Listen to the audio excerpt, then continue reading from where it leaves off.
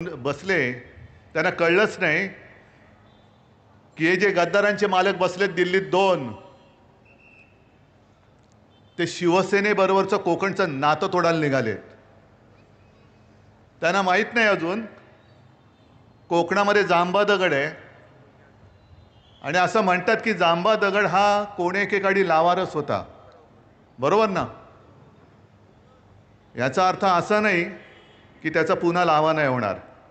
आज संपूर्ण कोकणात नाही अख्ख्या महाराष्ट्रामध्ये भाजपच्या विरुद्ध लावारस उसळून वर आलेला आहे. आणि मोदींना अजून काय त्याला म्हणतात तो सूरच लागत नाहीये. आणि झालंय असं की सध्या IPL चे दिवस सुरू आहेत.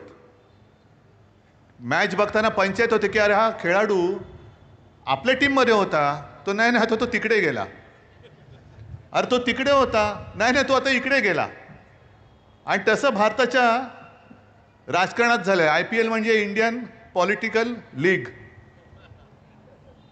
असंच झालेलं आहे. मोदी किती काही बोलतील, पण मोदींचा तो जो काय पहिला आत्मविश्वास होता 14 साली आणि 19 सालचा तुम्हाला बघायला मिळतोय?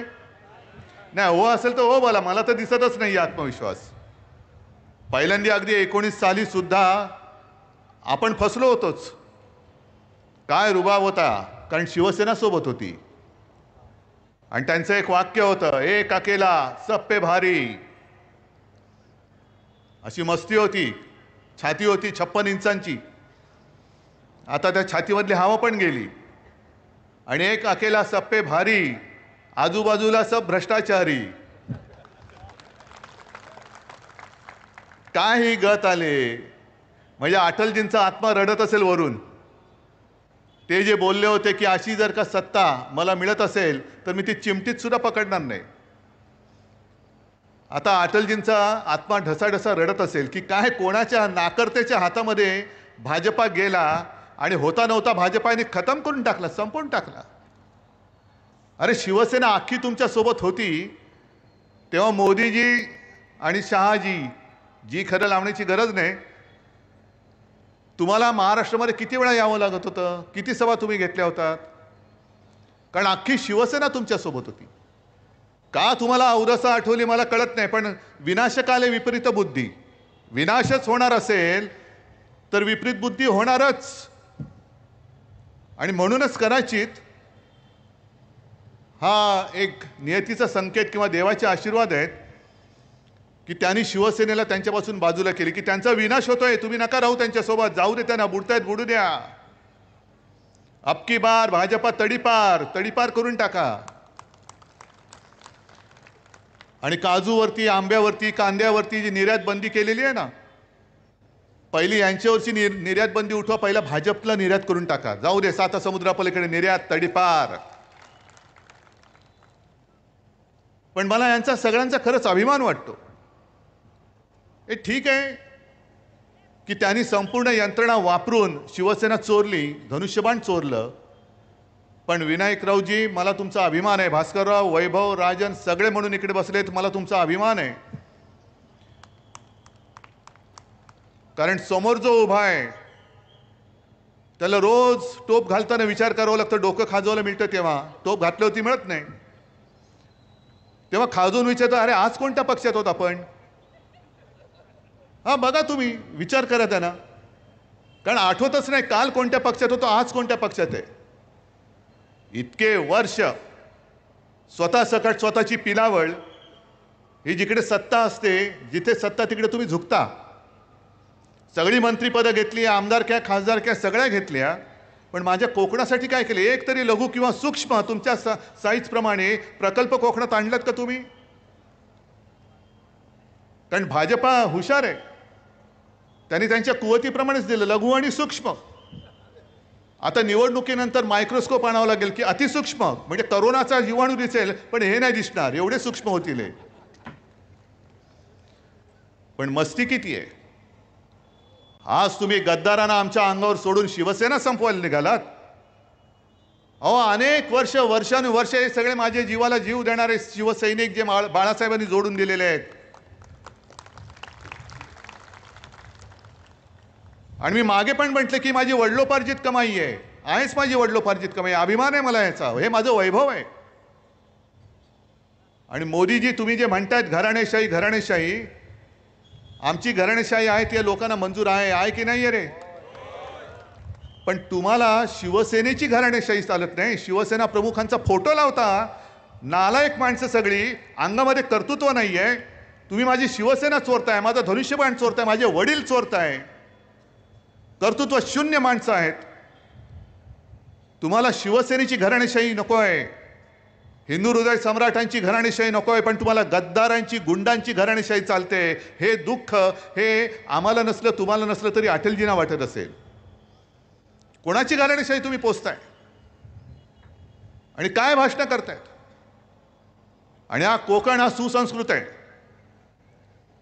ज्या पद्धतीने काल परवाकडे फडणवीस येऊन गेले, यांना मत म्हणजे त्यांना मत, म्हणजे दोघं झालं. तर कोकणामध्ये जर शिवसेना तेव्हा उभी राहिली नसती, विनायक राऊत, वैभव भास्करराव वगैरे सगळे जे आहेत हे तुमच्यासोबत उभे राहिले नसते, आज कोकणामध्ये काय चाललं असतं? गुंडागर्दी, गुंडराज चालू झालं असतं, गुंडाराज झालं असतं ना. मग तुम्हाला परत गुंडाराज पाहिजे कोकणमध्ये? उघड उघड सांगतायत की यांना मत म्हणजे त्यांना मत, आणि भाजपचे इथले लोक काही करू शकणार नाहीत. जे कल्याणमध्ये घडलं, कल्याणमध्ये भारतीय जनता पक्षाचा एक आमदार गणपत गायकवाड अनेकदा त्यांनी त्यांच्या वरिष्ठांकडे तक्रार केली की हे बघा काय चालले, हे बघा काय चालले. कोणी ऐकायला तयार नाही. शेवटी एवढा उद्विग्न झाला, त्याच्या मुलाला पोलीस स्टेशनमध्ये जेव्हा यांच्या मिंद्यांच्या गुंडांनी धक्काबुक्की केली तरी पोलीस काय करायला तयार नाहीत, म्हणून बाप म्हणून त्यांनी गोळ्या घातल्या त्याला. मी काय समर्थन नाही करत. आणि त्यांनी म्हटलेलं आहे की जोपर्यंत या मिंद्याच्या हातामध्ये सत्ता राहील तोपर्यंत या महाराष्ट्रामध्ये गुंडांचं राज्य राहील. आज जुलूम जबरदस्तीने ते कारभार करू इच्छित आहेत. मी विसरलो नाही अजून. बारसूमध्ये मी जेव्हा आलो होतो, माझ्या माता भगिनींना कशा पद्धतीने मारहाण केली होती. जर शिवसेनामध्ये पडली नसती तर आज बारसूचा विषय हा लोकांनी संपवला असता की नसता हे तुम्ही सांगा. फौज आणून उभी केली असती. आणि कदाचित मी असं म्हणत नाही की त्यांचं सरकार येणार तर नाहीच, पण त्यांचं स्वप्न हेच असेल की आपलं सरकार आल्यानंतर बघू ना, बारसू काय जैतापूर काय फौजा आणून उभ्या करू आणि कोणाला मारायचंय. मागे जैतापूरमध्ये गोळ्या घातलेल्याच आहेत, गोळीबार झालाच होता. मग त्याच पद्धतीने यांना जर कोकण स्वतःच्या विळख्यात घ्यायचं असेल तर बारसूची रिफायनरी ही तुमचा विरोध डावलून सुद्धा ते उभं करू शकतील. आणि मी तुम्हाला वचन देतोय, आपलं इंडिया आघाडीचं सरकार येणार म्हणजे येणार, आणणार म्हणजे आणणारच. आणि मग बारसू असेल, जैतापूर असेल, कोणताही विनाशकारी प्रकल्प मी कोकणात येऊ देणार नाही. नुसता जमिनीवरनं नाही तर तिथल्या सरकारच्या कागदावरून सुद्धा तो मी पिसून टाकेन, हे माझं तुम्हाला वचन देतोय मी तुम्हाला. आणि मग भाजपच्या अंधभक्तांना मला विचारायचंय की तुम्ही प्रचार कोणाचा करताय? विनाशाचा प्रचार करताय का? शिवसेनेला मत का द्यायचं नाही आणि गद्दाराला मत का द्यायचं? आम्ही विकासाच्या गोष्टी करतो, तुम्ही विनाशाच्या गोष्टी करता आहात. जसं ते म्हणतात की यांना मत म्हणजे त्यांना, मोदींना मत, तसं मी सांगतोय की त्यांना मत म्हणजे विनाशाला मत. मग एका बाजूला विनाश आहे आणि दुसऱ्या बाजूला विघ्नहर्ता विनायक आहे. तुम्हाला काय निवडायचं तुम्ही निवडा. हे किती काळ सहन करणार? काजूवरती निर्यात बंदी, आंब्यावरती ही बंदी, त्याच्यावरती ती बंदी.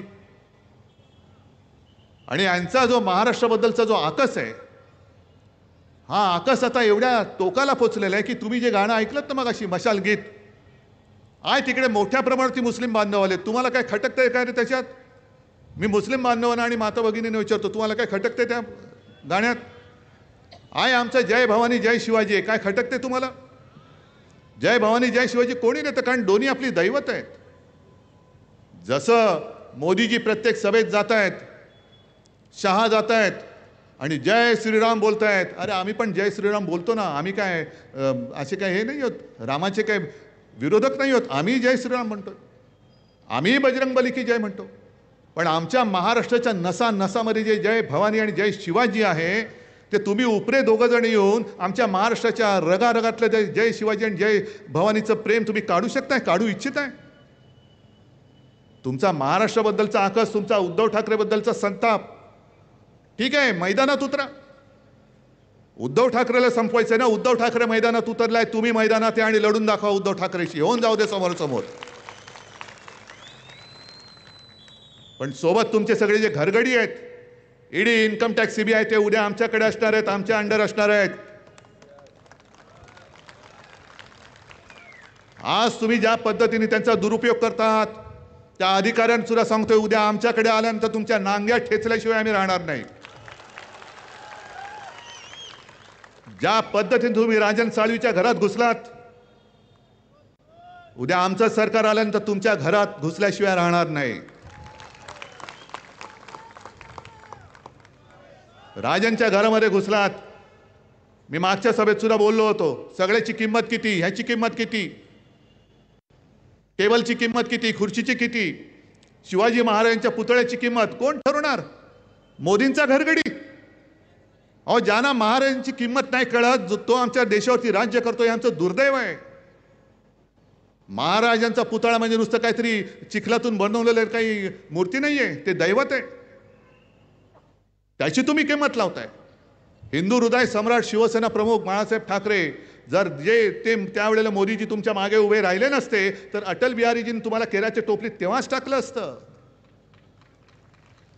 त्यांच्या खुर्चीची किंमत. म्हणून मी राजनला तेव्हा विचारलं होतं की राजन, सगळ्याची किंमत त्यांनी काढली, मग शौचालयात गेले होते की नाही कमोडची किंमत बघायला?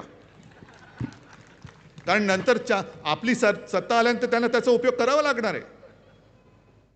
वेडवाकडं कसंही तुम्ही वागता आहात, काय वाटेल ते करता आहात. आणि तो जो काय त्यांचा नारा होता 400 पार, आता गप्प बसले. कारण काहीच चालत नाहीये. 400 पार कशासाठी? तर आपली घटना बदलण्यासाठी. आणि मी नाही बोलत, त्यांचेच माजी मंत्री, त्यांचेच उमेदवार, त्यांचेच खासदार बोलताना त्यासुद्धा क्लिप आलेल्या आहेत. मग घटना बदलण्याची अवदसा तुम्हाला का आठवली? म्हणजेच काय की महाराष्ट्राबद्दलचा जो आकस आहे, एक तर महाराष्ट्रामधले महाराष्ट्राच्या हक्काचे उद्योग धंदे तुम्ही गुजरातला घेऊन जातात. तुम्ही महाराष्ट्राच्या हक्कासाठी लढणाऱ्या शिवसेनेला खतम करू इच्छित आहात. तुम्ही महाराष्ट्राचं दैवत असलेल्या जय भवानी जय शिवाजी या शब्दावरती आक्षेप घेत आहात.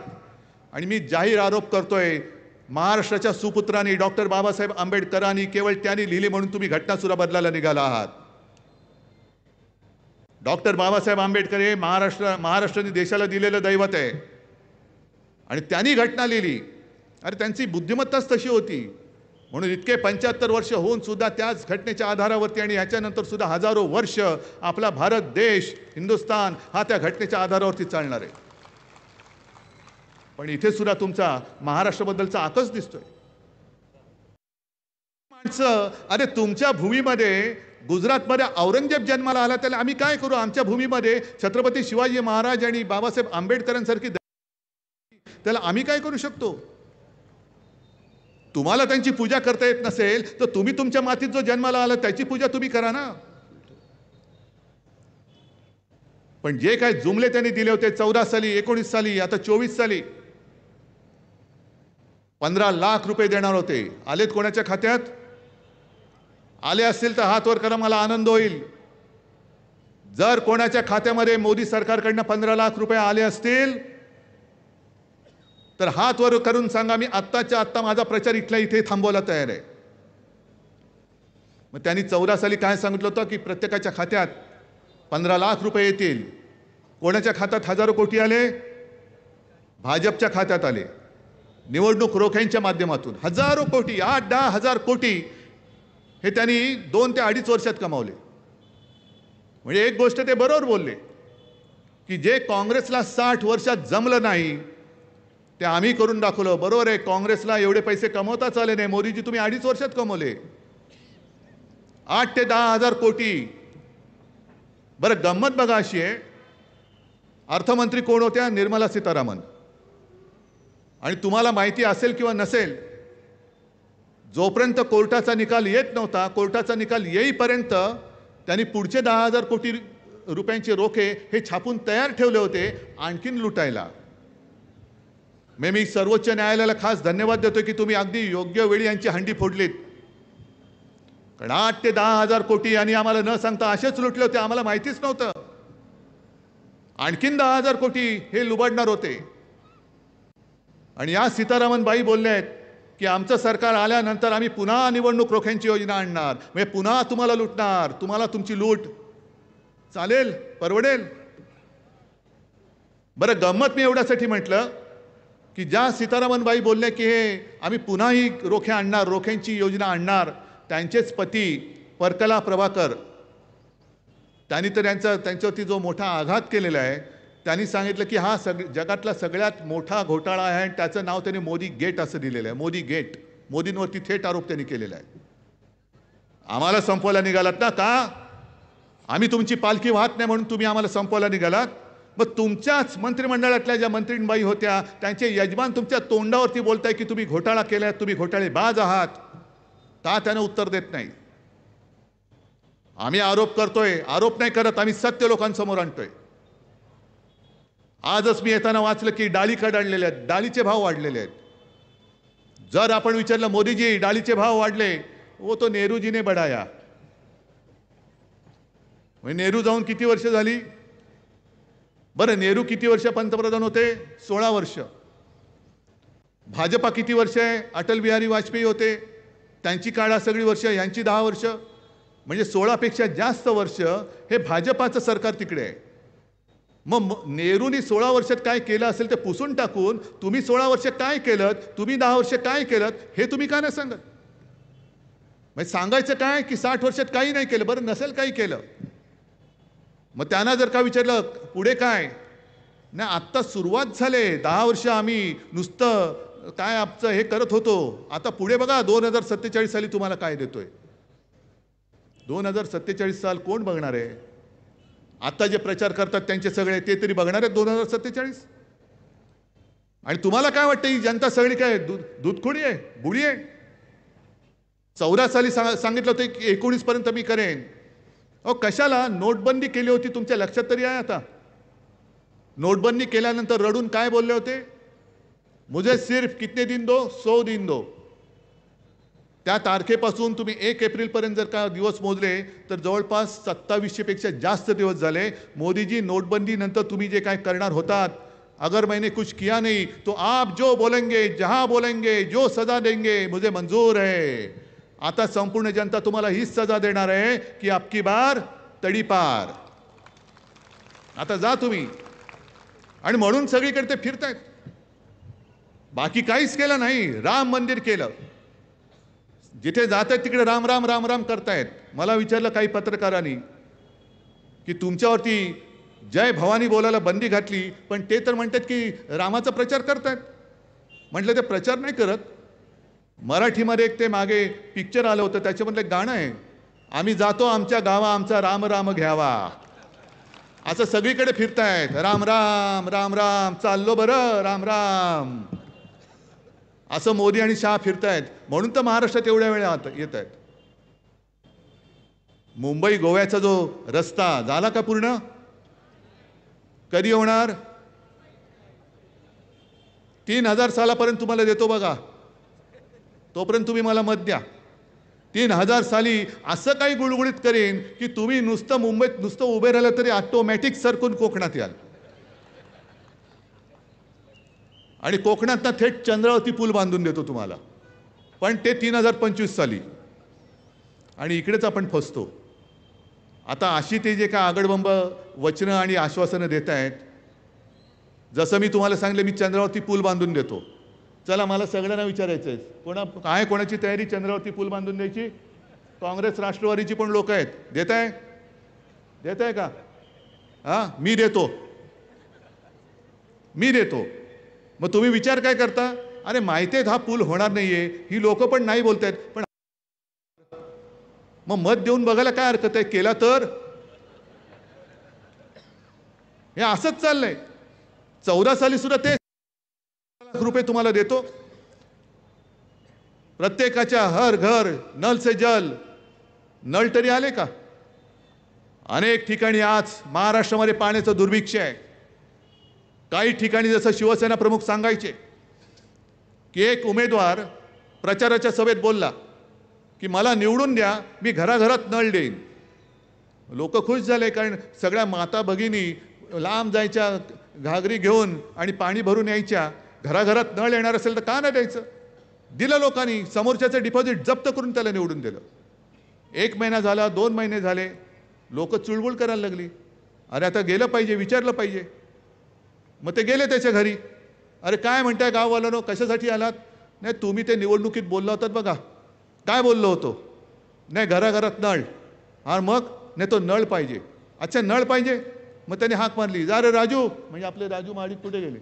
जा बॉक्स, जा जरा घेऊन ये. मग राजू महाडिक घेऊन आले बॉक्स. मग हे बुवा बसले होते तिकडे. घ्या, प्रत्येकाच्या हातात 1-1 तोटी दिली नळाची. चलो, हे काय? मी काय बोललो होतो? घराघरात नळ. मी पाणी नव्हतं बोललो, नळ बोललो होतो. घ्या, नळ घ्या आणि बसा फिरव्यात चाव्या.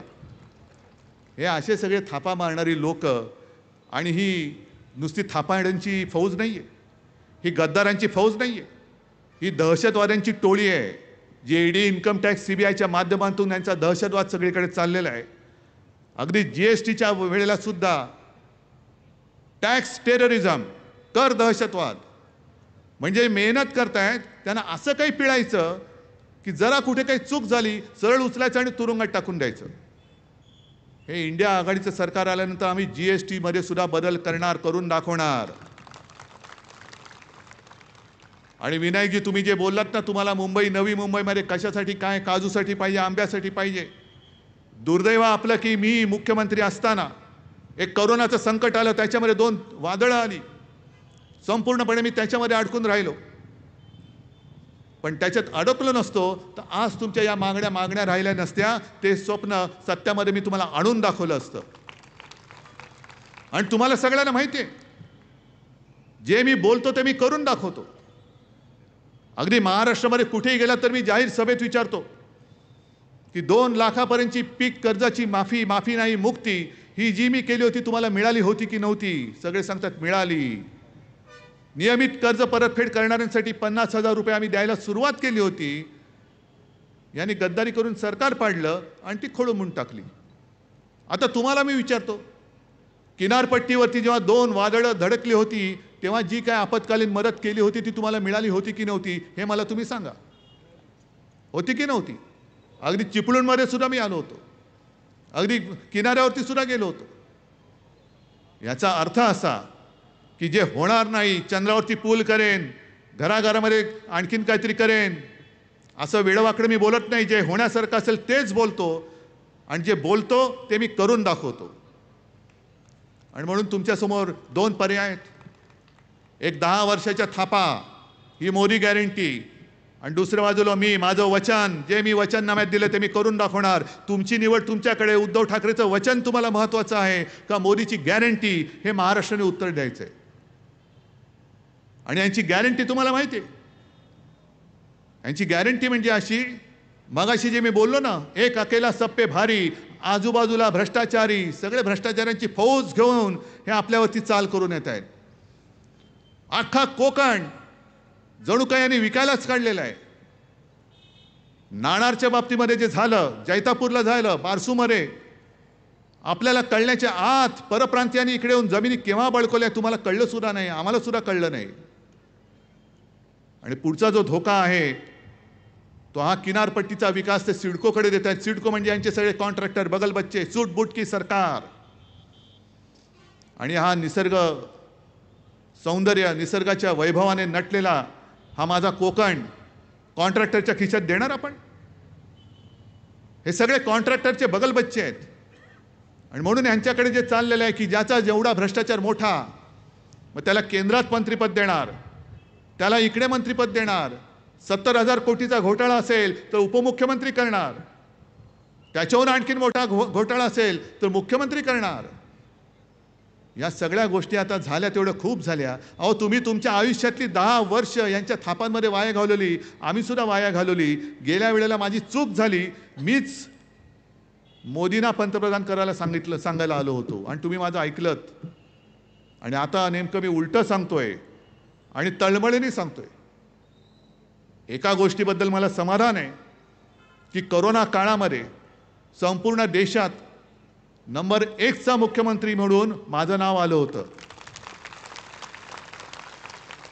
पण अत्यंत नम्रपणाने सांगतो, हे कर्तृत्व माझं नव्हतं. हे कर्तृत्व तुमची साथ आणि सोबत नसती तर महाराष्ट्र वाचू शकला नसता. म्हणजे फडणवीस जे सांगतायत की बाकी विकास कामाचं सोडून द्या, पण मोदीजींनी लस दिली नसती. अरे लस म्हणजे काय लसूण आहे? हा की पाठच्या बागेमध्ये पिकोला आणि दिला लसूण, तो सुद्धा 400 पार गेला होता. त्याला लाज वाटली, यांनी नारा दिला होती, आला खाली. लसूण सुद्धा 400च्या वर गेला होता, पण मोदी म्हणाले 400 पार. लसूणाला लाज वाटली, तो काहीतरी आपल्यापेक्षा जास्त मोठा थापड आहे, खाली आलेला बरं. म्हणजे लस कोणी शोधली? एका गोष्टीचा अभिमान मला नक्की आहे की महाराष्ट्रातल्या कंपनीने लस शोधली होती पुण्याला, आणि ती लस तुम्ही दिली. पण लसीकरण करण्यासाठी जी यंत्रणा होती ती माझ्या महाराष्ट्राची होती. ती माझ्या महाराष्ट्राची होती.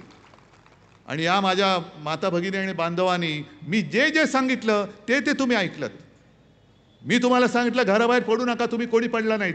दुकानं बंद ठेवा, तुम्ही दुकानं बंद ठेवली. बाहेर जाताना मास्क लावा, तुम्ही मास्क घातले. आणि म्हणून तुम्ही मला जे काही कुटुंब प्रमुख मानता त्या नात्याने मी तुम्हाला सांगतोय, तळमळीने सांगतोय की या वेळेला जसं कोरोनाचं संकट तेव्हा होतं आणि मी सांगत होतो की कोरोना आहे, त्या कोरोनापासून 2 हात लांब राहा, तसा त्याहीपेक्षा मोठा भयानक धोका हा भाजपाच्या हुकुमशाहीचा आहे. या हुकुमशाहीपासून 2 हात लांब राहा. 2 हात लांब ठेवा. त्यांना म्हणा आता बस झालं तुमचं. तुमची 10 वर्ष तुम्ही बघितली, आता तुम्ही आमचं संविधान बदलायला निघालात. आणि इकडे मुस्लिम बांधव मोठ्या प्रमाणावरती आलेत. काही लोकांनी मला सांगितलं की उद्धवजी आता तुम्हीच आमची आशा आहात. म्हटलं कसं रे? त्याला अहो तुम्ही 25 वर्ष यांना साथ सोबत देऊन तुमच्याबरोबर हे असे वागले, आमच्याशी कसे वागतील उद्या निवडून आले तर? म्हणून कोणी घाबरू नका, अजिबात घाबरू नका. जसं विनायक राऊतांनी शपथ घेतली तशी सुद्धा मी शपथ घेऊन मैदानात उतरलेलो आहे. बाकी देश खूप मोठा आहे, पण आपण खास करून छत्रपती शिवाजी महाराजांच्या महाराष्ट्रातले मर्द मावळे आहोत. आणि त्या मर्द मावळ्यांना मर्दपणा काय असतो ते शिकवावं लागत नाही. मर्दपणा त्यांच्या रगारगात, त्यांच्या नसानसात भिनलेला आहे. येऊ दे मोदी शाह, किती त्यांची ईडी CBI इन्कम टॅक्सची धाड घेऊन येऊ द्या, त्यांच्या त्या टीमची तंगडतोड करून ठेवल्याशिवाय आपण राहायचं नाहीये. आणि त्यांना हद्दपार केल्याशिवाय आता थांबायचं नाही. म्हणून आता एकच नारा द्यायचा, अबकी बार. अबकी बार कोण? आणि दुसरी गोष्ट, तुम्ही जेव्हा जाल त्या मतदान यंत्रणेमध्ये जे काय आहेत, कारण एवढे नालायक लोक आहेत, आणखीन एक कोणतरी विनायक राऊत शोधून काढलंय, त्यांनी काढलंय ना. पण आपली मशाल काय, आपली निशाणी काय? अजून एकदा नक्की हाती घेणार?